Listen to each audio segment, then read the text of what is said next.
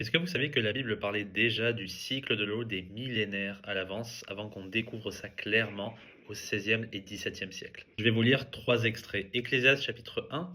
Tous les fleuves vont à la mer, et la mer n'est point remplie. Vers le lieu où les fleuves vont, ils y retournent. Amos chapitre 9. Il appelle les eaux de la mer et les répand sur la face de la terre. Son nom est l'Éternel. Job chapitre 36, il attire les gouttes d'eau, elles se fondent en pluie, au milieu du brouillard, les nuées la font couler et tomber goutte à goutte sur la foule des hommes. On pourrait en citer d'autres, mais on voit ici que le cycle de l'eau est clairement défini. On a tout d'abord les eaux des fleuves et des rivières qui se jettent dans les océans.